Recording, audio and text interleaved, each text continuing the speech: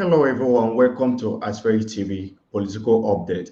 Today, we'll be looking at the demands from South-South stakeholders over restructuring and fiscal federalism.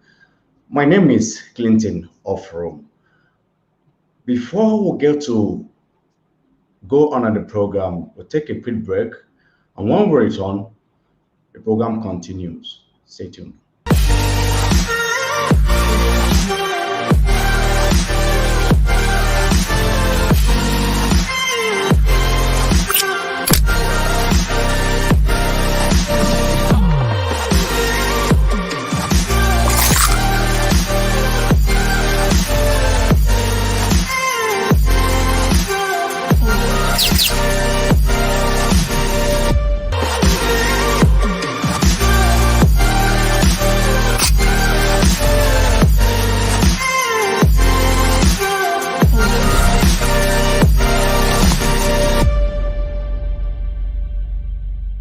Do not forget to follow us on all our social media platforms and subscribe to our YouTube channel. Turn on the notification button to get notified on our videos. Thank you. All right, welcome back. South-South governors and their political leaders have again demanded the restructuring of Nigeria in line with the principle of true federalism to guarantee peace, security, and stability of Nigeria. The people demanded the restructuring of Nigeria in a way that guarantees true federalism and devolution of powers to the state to create and manage their own police security architecture under federal structure. Joining with me today on Asperi TV political program is Amanda Franklin, who is a legal practitioner and also a social commentator. Welcome, Amanda Franklin.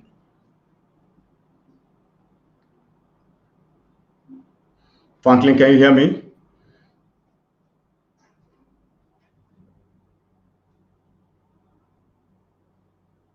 Hello, Franklin, can you hear me?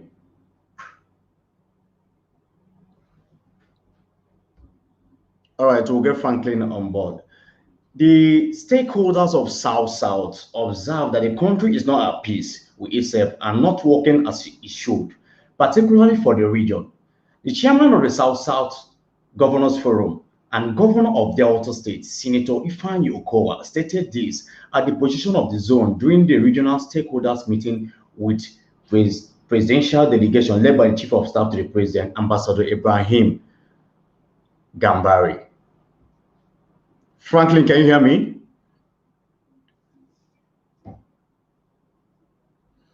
Okay, I want to know, do you think this will curb the insecurity that is ravaging the country today?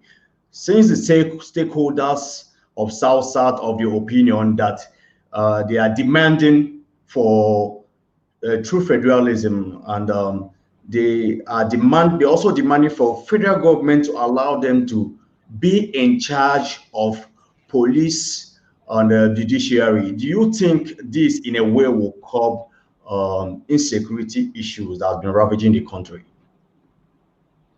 Surely. You see, the issue of federalism cannot be overemphasized in a country as vast as Nigeria, where we find ourselves. If you go to other countries that are practicing true federalism, like the federalism we have in Australia and federalism we have in the United States of America. If you go to America, you don't have anything like the American police. Okay. You have the LAPD, Los Angeles Police Department, the NYPD, the New York Police Department. This is bringing policing closer to the people, bringing security closer to the people. For instance, in Imo State, where I come from, imagine that Mr. Okore, who I know his house, his family, and everything about him, is a policeman down here in Imo State. He knows how the system works. He knows me and I know him. Don't you think that that is going to enhance security down here? Other than when you bring Mr. Abdullahi from Sokoto, who doesn't know anything about Imo State, and he comes down here to mess up the security system.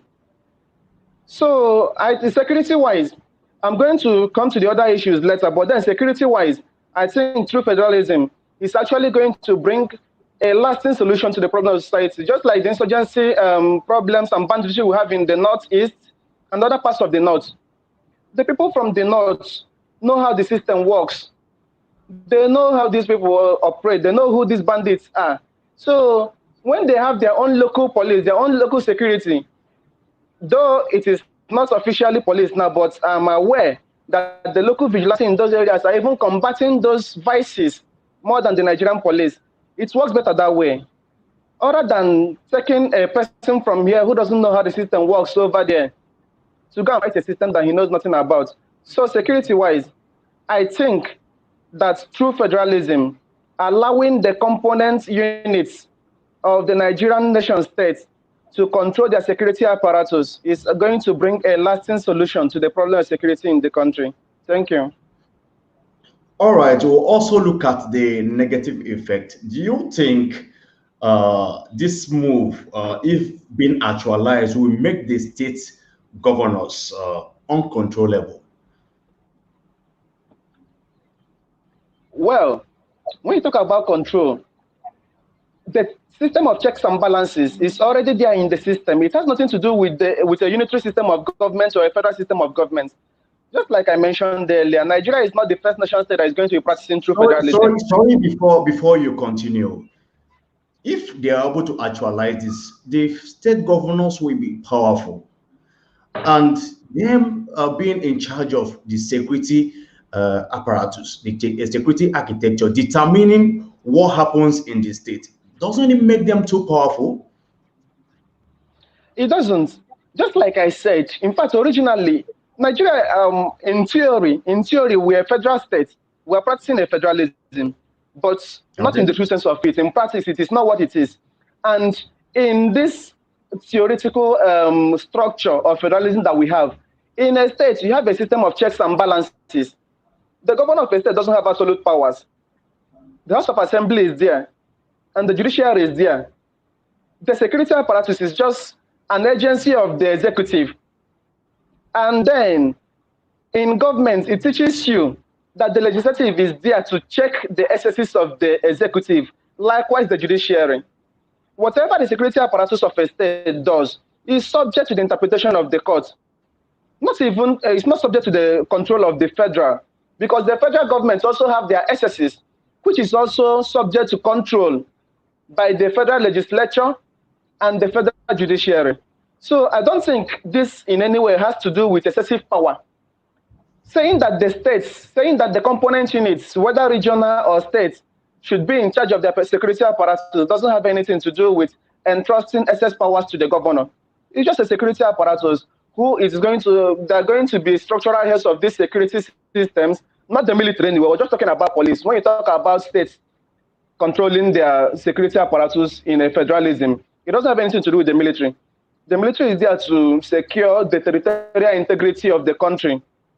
So it is the federal military. It is the Nigerian army still. But then when you have a department of police in charge of us, yes. Franklin, according to the chairman of the South Governors Forum, Dr. Ifeanyi Okowa, he said that the kind of federation the South geopolitical desires is one where federating units are constitutionally empowered to create their own structures like local government areas, manage their elections, and control the judiciary.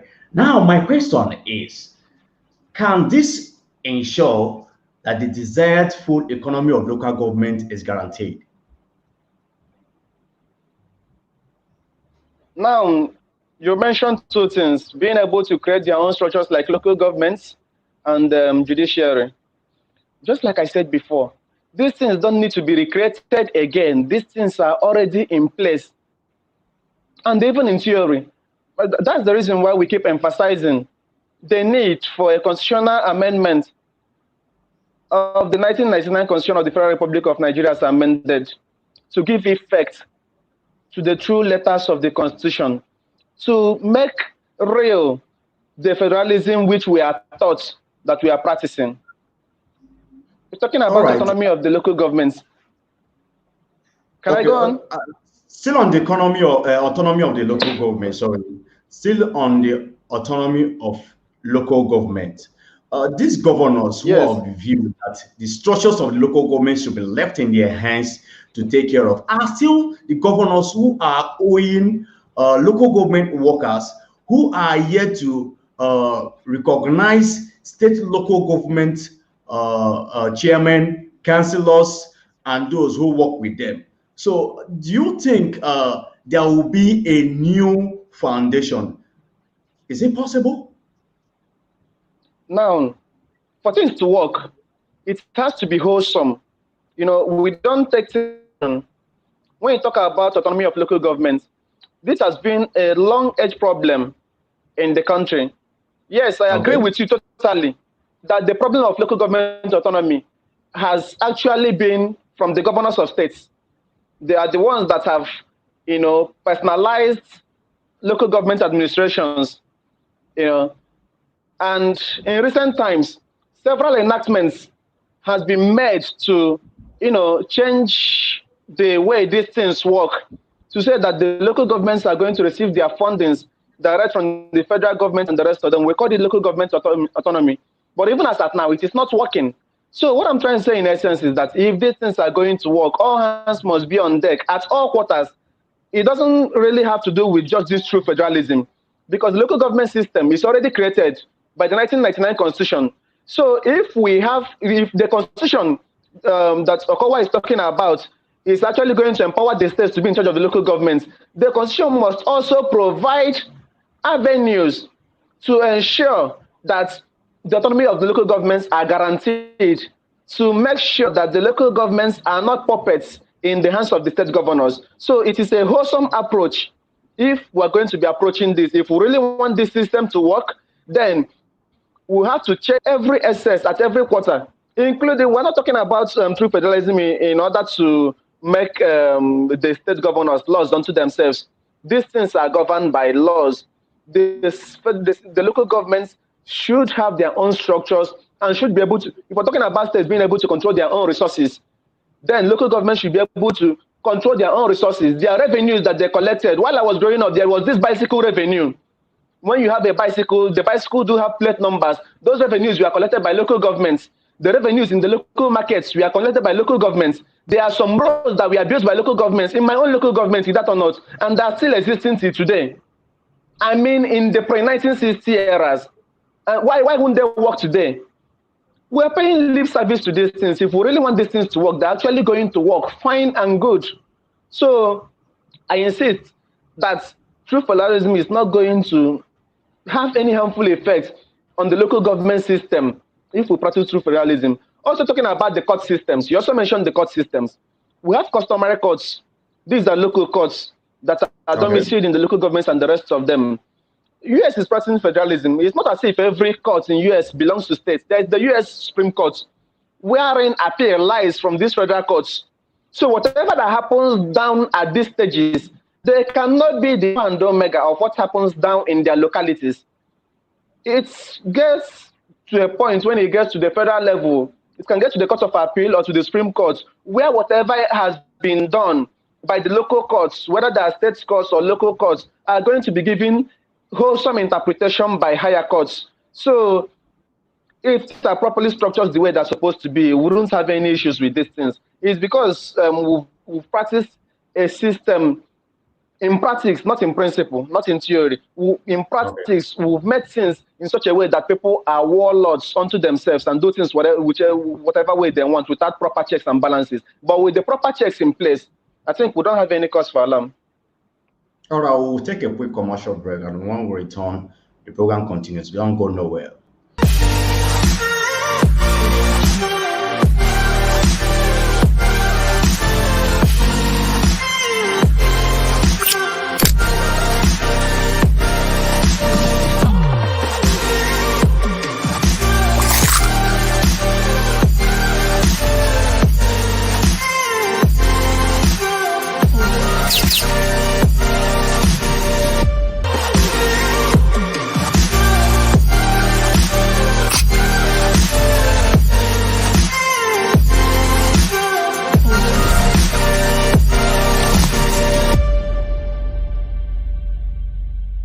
Do not forget to follow us on all our social media platforms and subscribe to our YouTube channel. Turn on the notification button to get notified on our videos. Thank you.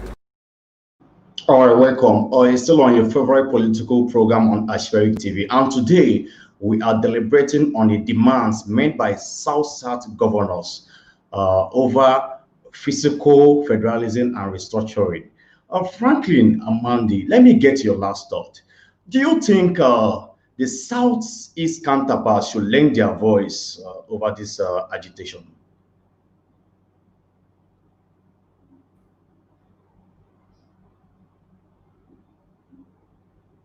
Hello, Franklin, can you hear me?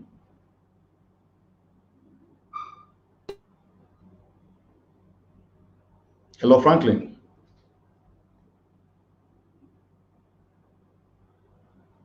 I can hear you. No, I can hear you, Franklin. All right, still on the issue, some Southeasterners are of the opinion that this is an avenue for the governors to come together and look at the demands made by their counterparts in the South, then be able to confront the federal government on getting restructuring too. Franklin, can you hear me? Yes, I can hear you, Clinton. Can you hear me? All right, back to my question before we go. Do you think the Southeast counterparts should lend their voice in this agitation? Yes, I wanted to get a clarification. When you mean Southeast counterparts, you mean the Southeast governors or the Southeast citizenry? No, the Southeast stakeholders, made up of the governors, the senators, and political holders. Well, I think this is not new to us. The issue of true federalism has been on the front burner from every southern part of the country. It has been talked about previously. When you talk about the reports of the National Confab 2014, and the rest of them, these were issues that were the front burner. Even in recent times, we've talked about restructuring.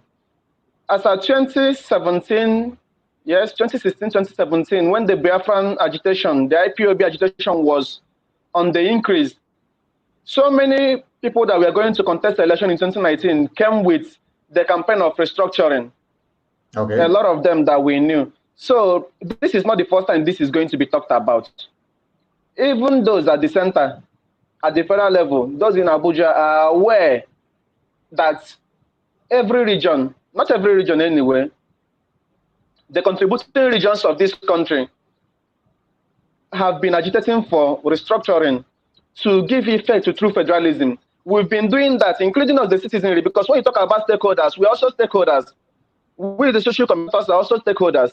But then, those that we've elected, if they have gone there to become puppets to the federal government, such that they can no longer represent the interests of the people that elected them, then they shouldn't be seen as representing us, because we are the people whom they are representing there, and we know what we want. The agitation for true federalism has been at the front burner, and I think it is the way to go. It is a solution to the problem of this country. If every region is allowed to develop at their pace with the local resources they have, other than the generality of the public depending totally on the oil boom that comes from a single part of the country, when every other part of the country has nothing to contribute to the economy other than insecurity, banditry, and all that, and then we all suffer the brunt. I think that's not the way to go. All right, this Franklin, truth is known. Time is not on our side anymore. I thank you so much for joining on this program. We pray to have you on subsequent programs. Thank you very much. All right, here is where we'll call it a wrap on the program. Don't forget to follow us on our social media platform for more updates. Bye.